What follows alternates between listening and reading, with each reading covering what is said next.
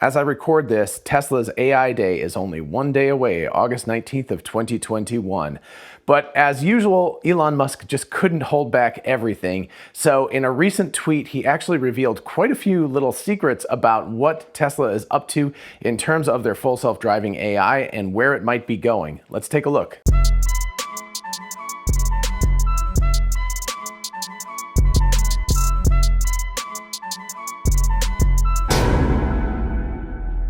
For those of you interested in investing, check out WeBull, an amazing platform for buying and selling stocks, and now cryptocurrencies like Bitcoin, Dogecoin, and others. Open an account and get a free stock valued at up to $200, and fund your account and get another free stock valued at up to $1,600. Check out the link in the description and help the channel at the same time.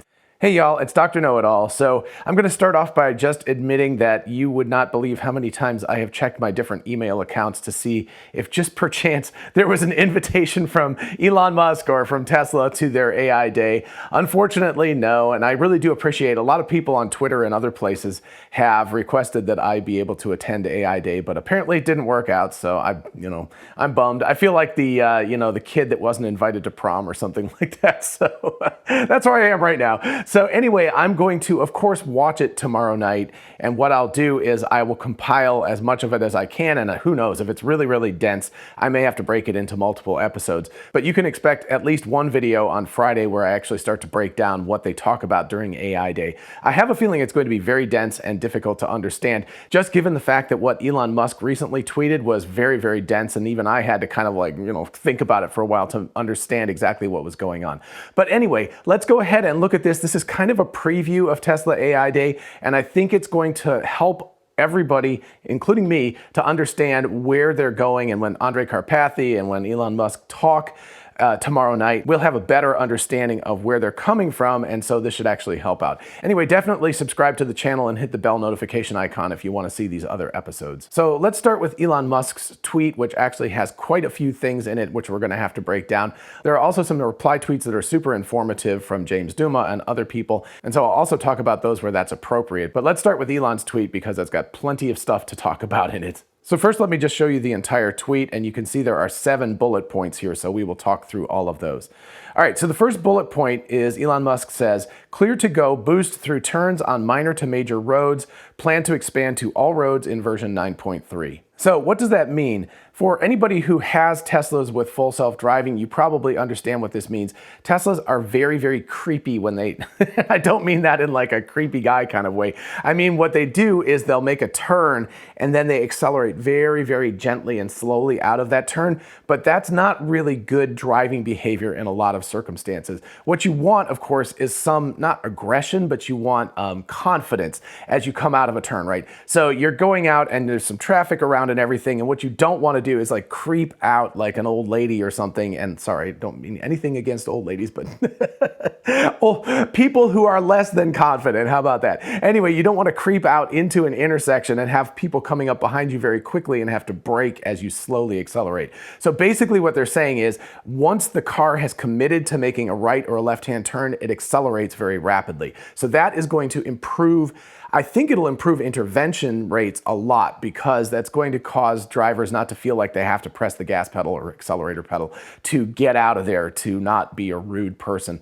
I've also had this happen on the highway. I don't have the beta version, of course, but on the highway you can do these lane changes, and it does the automatic lane changes, and it turns on its turn signal, and it just kind of sits there for a while and then creeps into the fast lane, and then the person behind you, if they're coming up quickly, has to brake, and that's super, super annoying. So anyway, I think it's going to be very, very helpful to make the car drive more like a human being if it's more confident as it goes into a turn and accelerates away. So that's a really, really good point and a good thing. And I've seen that displayed in some videos that I've seen about full self-driving 9.2 drives. The second point is, quote, improved peak behavior, where we are smarter about when to go around the lead vehicle by reasoning about the causes for lead vehicle being slow. So let's unpack this one a bit, because this is very exciting news, actually. So peaking is not like climbing to the peak of a mountain. What it means is like peaking, like, you're behind something and you peek out from behind it.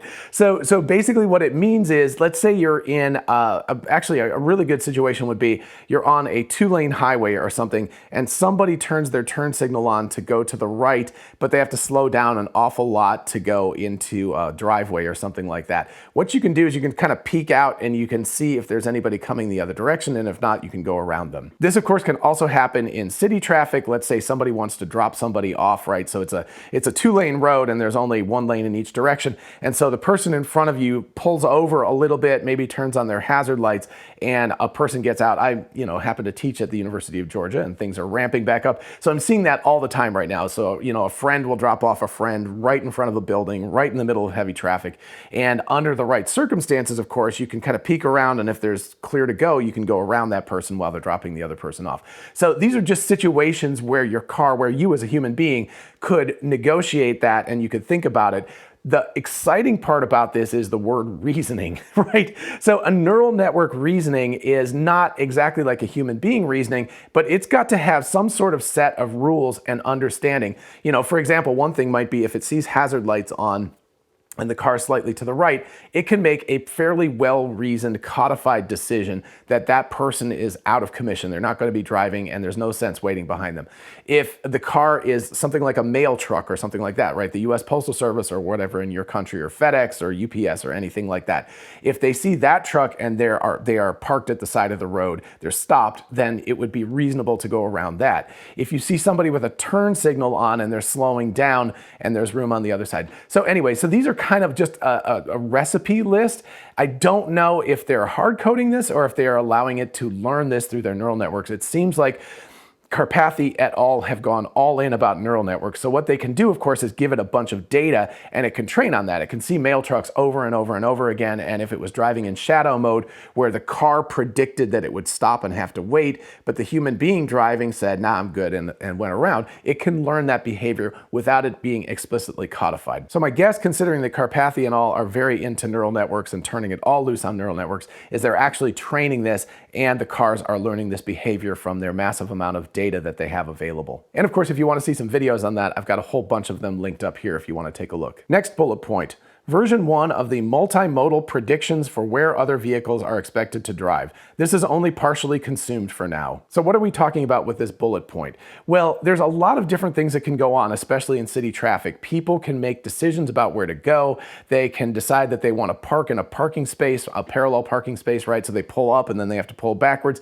So what's going on is the car itself, your car, the ego car, the Tesla, has to make decisions about what other people are doing. And so what Elon's talking about with this particular bullet point is that they now have many different modes, multimodal. They've got different ways of trying to figure out how other people are driving and what their intention is. So again, we're talking about reasoning here. We're talking about a neural network learning what humans do, right? And this is something that takes a human driver quite a while. If you're a 16-year-old or whatever, when you just get your driver's license, you generally do a poor job of predicting what other drivers are going to do. And that can lead to accidents, which is why young drivers often have very, very high insurance rates, because they don't predict what other drivers are going to do. So anyway, the car is learning to reason about what human beings are going to do. And that is a very complicated thing, right? This is something where you have to place your ego, you have to place your brain inside of another person's brain, inside of a car where you can't even really see them. So it's just a metal box, but you're predicting what that person's going to do. Now, we as human beings are actually generally pretty good at this, but also, if we humans can learn how to do something like this, this is also something that a neural network can learn how to do. And clearly that's what they're working on. Now, it sounds like this is very much version 1.0 of this, but it does, again, if you go back and you watch the video I did on this about how vision only has so much headroom to grow. And this is the kind of headroom I'm talking about, right? So instead of being mature technology where there's very, very little change that can be made, this is really early days with this technology, and you've got version 1.0 and 2.0 and 3.0 and 4.0 and 5.0. So it'll eventually change less and less over time, but these early versions of these different multimodal things and whatever they're doing, those can change really rapidly and can have huge improvements in very short order. So that's exciting news that this is happening, even though it's only version 1.0 and probably won't make that much of a difference to version 9.2 of the software or 9.3, but certainly by 10, it should start making significant difference to how confident and how human-like the car is driving. All right, the next bullet point. New lanes network with 50,000 more clips, almost double from the new auto labeling pipeline. So first of all, the auto labeling pipeline, that's really, really cool. And I've talked about that in other videos. I linked those previously tremendously, so just check them out if you're interested. But the lanes network, I'm taking a guess here because I don't know exactly, but what I think that means is that what it's doing is it's learning how weird lane lines and stuff like that work. So if you go through a construction zone and suddenly one lane disappears, or sometimes there's weird things where lanes merge, sometimes there's unmarked lane mergings, there's all sorts of crazy things that can happen on the road. And so my guess with this is that they've got 50,000 like just weird edge cases, right? Or corner cases, depending on what you want to call those. Just things that you don't see all that often, but because they have billions of miles of driving and they have this auto labeling, they can go out and seek out these corner cases and they can find those 50,000 incidents, which is double what they used to have. And they can plug that in and they can specifically train on that. And so that can be really, really useful and really, really cool. So again, Tesla's ability to auto label is crucial to this effort. All right, I'm going to skip the next bullet point for now because we're going to come back to that because that's actually the most difficult one. The next one after this is enabled inter-system on chip synchronous compute scheduling between vision and vector space processes. Planner in the loop is happening in version 10. So system on a chip is hardware stuff, and I think what they're talking about, you've got the vision processing system, and what it's doing is it's abstracting the vision into a vector space, which is, you know, that kind of thing, that representation that you can see of the car with the little road lines and all of that kind of stuff. It's turning it into a vector space map. And so the advantage that's going on here is there's a synchronization, there's a, you know, timing synchronization that's going on between the vision detection and the vector space thing. So they're actually able to overlap much better without conflict with each other. That's my guess. I don't know. This is, you know, this is all very, very dense stuff that I'm trying to unpack, but that's what I think they're doing, is they're able now to synchronize the vector space and vision representations on top of each other, and that's actually hugely beneficial. And then the second part of this, the planner in the loop for version 10, is really exciting news. Again, did a video about this, about how Teslas don't plan ahead very well right now. What they do is they drive really well for 1 to 2 seconds, but they don't plan ahead 30 seconds or 60 seconds. And so I think what he's talking about here is creating a planner which plans ahead more, so that again, the car will drive more like a good human driver. It will think about things that are happening up the roadaways. For example, you're on a highway and you know that there's a merging lane from an entrance onto the highway, and so you can get out of the way and avoid all sorts of last minute calamities just by getting into the other lane as people are merging in. So that's the kind of planning that can happen if the car is able to plan ahead 30 seconds or so, rather than just the 1 to 2 seconds it does right now. And then the last bullet point, shadow mode for new crossing/merging targets network, which will help improve VRU control. So we're going to get back to this, but VRU stands for Vulnerable Road User, which is an NCAP thing. It's a European safety standard, and Tesla's obviously adopted this. Basically, it's pedestrians and cyclists for the most part. It's people who use the road, right? They cross the street or they're on the road on their bicycles,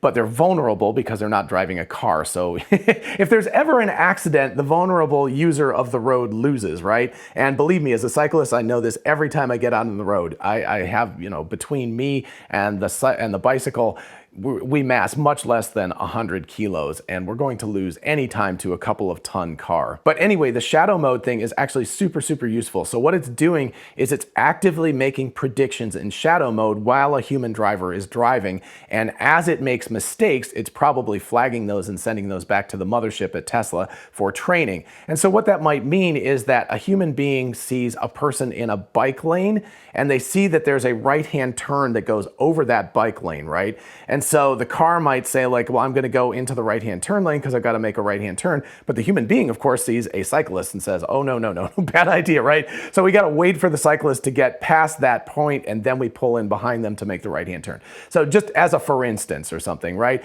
Or a person just jumping out between cars, a pedestrian who's not crossing in a legal crosswalk, but is just kind of moving out from behind cars or behind some sort of shadowed thing where a human being might react, or maybe a human being doesn't react. I don't know. Let's just say a human's a good driver and they're like, whoa, whoa, whoa, you know, got to stop or get out of the way or do something like that. And the car had predicted just continuing driving where it would have smashed into the person. So Shadow mode is super useful because it can flag all sorts of incidents where the computer does not behave the same as the human. Now, at some points the computer might behave better than a human being, so that might be a situation where they don't really need to do training because they are already better than a human driver. But in a lot of cases, the human driver might drive differently, but in a sense better than what the computer's predicting. So this is actually super useful that it's able to run in shadow mode and pull all of these incidents. Again, the cars themselves do not train, but they can flag all of this data and they can push it back to the mothership to do training on their supercomputers back home. All right, now to jump back to that big bullet point. New VRU, or Vulnerable Road User Velocity Model with 12% improvement to velocity and better VRU clear-to-go performance. This is the first model trained with quantization-aware training, an improved technique to mitigate int8 quantization. So right, that's a pretty big mouthful right there. So let's start with the first sentence. New VRU velocity model with 12% improvement to velocity and better VRU clear-to-go performance. So basically what he's saying is this is the results of this. So what we've got is we've got the vulnerable road user. I can't say the word vulnerable. That's a really hard word to say. Anyway, it's got improved performance. 12% improved performance in situations where people can be injured or died is a huge advantage, right? We're not talking about little advances where, maybe the car's like 3 inches to the left or something like that because it's a little bit better. We're talking about things that can save people's lives or save them from injury. So that is 12% improvement is huge. So that's the results. And, and like I said earlier, you can do shadow mode and things like that. But basically what he's saying is that the current version 9.2 of this full self-driving is 12% better than I assume version 9.1 was. And that has to do with better prediction of where these human beings are going to go. So where a cyclist is going to go or where a pedestrian is going to go, most of the time. Those are the vulnerable road users. Hey, I said vulnerable, good. Anyway, so you've got that. So it's doing a better job. Now let's take a look at the second part of this because this is actually even more impressive and cool. So let's read this over again. This is the first model trained with quantization-aware training, an improved technique to mitigate int8 quantization. So what we've got here is that Elon is saying that this particular neural network model, and remember there's a whole bunch of them to do full self-driving, but this particular neural network model is the first one that's doing quantization-aware training. And that's actually really critical. So what is quantization-aware training? Well, let's start with what is quantization. Okay, so if you think about it, a computer is not infinitely resolvable. And I'm gonna start talking about this. I'm teaching sound design this semester, and I always talk about quantization in sound design. Basically what happens is when you have something analog like a long playing record, right, the old vinyl thing, you have a needle, and as a person talks or sings or something, that needle scrapes out a little path in some wax, which is then pressed into vinyl later on. And this is analog, right? You're taking sound waves and you're making an analogy of it into wax and into vinyl. But what it is basically infinitely resolvable. There's no point at which you stop counting. Eventually, you're going to end up with physics issues of how sharp the diamond needle is and how soft the wax is and all of that kind of stuff. But in principle, analog is infinitely resolvable. Computers are never infinitely resolvable. You can't have an infinitely resolvable computer digital memory. It would take infinite amount of space, so you can't do that. So the basic engineering problem of computer memory and processing is how much resolution do you need, in other words, what's your bit depth, etc., versus how fast do you have to process this, and how much space does it take for memory. So memory space is not such a big deal anymore in general, but processing memory and processing speed are critical, especially in something like full self-driving, right? You want to sacrifice as much as possible to have that frame rate be as high as possible, right? If it only operates at 1 frame per second, if it can only deal with that, it's never going to be able to drive. And if it does it once every 10 seconds, it's really never going to be able to drive. So really, you need to be at least 15 or 20 frames per second for the car to be able to drive. In other words, it's got to be making 15 or 20 decisions per second to do that. So you want to sacrifice as much as possible while still being able to do the job you need to do at the highest frame rate possible. So then the question is, what is int8? Well, int8 is actually something you're very familiar with because JPEG images and all sorts of other images use int8. There are 3 integer 8 channels per image that you see, right? There's RGB, or red, green, and blue. And so basically what you've got is you've got 256. If you do 2 to the 8th power, that's 256. So you've got 256 color values for red, 256 color values for green, 256 color values for blue. ReLU. Now, yes, you can do 16-bit and 32-bit and all of that stuff does exist, but for the most part, most images you see are that. And you may think, wow, 256 is not that much, but it's pretty decent. It works okay for human beings. So anyway, int8 works fine. And I'll just show you an analogy here just from a picture I took in Florida recently. This is 3 int8 channels, right? RGB. And then what we can do is we can cut that down to 1 int8 channel of just grayscale, so just, grayscale values. So now we've 1/3ed the amount of data that we need, and we can process things much more quickly. And then if we really want to go crazy, we can reduce this to 1 bit per pixel, which is just black or white. And so now we have something that looks kind of like a newspaper picture or something like that, which is just a bunch of black and white pixels. But this takes a massive amount less room to store than the original image did. So what we're sacrificing, of course, in the first instance is color to black and white, and then the second we're going from grayscale, which has a lot of nuances, to black and white pixels, which has a lot less nuances, but you can still see people, you can still see clouds, you can still see the ocean, so you still get the basic elements of the image in this last picture, and that is actually really important to understand. So basically, a lot of people are like, oh, you got to have floating point 32, which is a massive amount of processing power, massive amount of storage, et cetera, to do neural networks and things like that. But neural networks, if they're only required to perform at a certain level, right, if they don't need to have more than 256 values per weight element per node, then you can get away with only using int8. But what happens is when you're using int8, of course, you're sacrificing the details, right? So again, think about that black and white picture. You're sacrificing details. So what you need is a quantization-aware training methodology. I don't know what that is. I've personally never used it and I don't understand how you would do that, but basically it understands what you're sacrificing with the quantization and it's able to compensate for that during the training process. So then we get into the follow-up tweets that I wanted to talk about.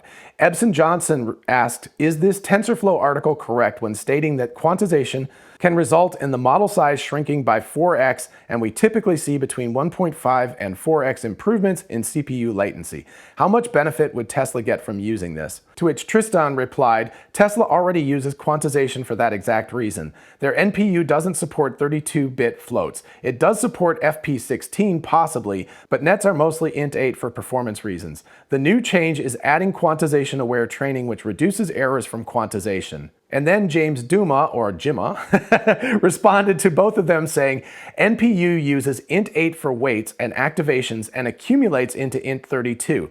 No floating point in NPU, but has floating point in GPU, which is also used for some neural networks. Uses hardware for the nonlinearity, ReLU, Sigmoid, etc. Lots of details in their patent. All right, so this is a ton to unpack, I understand.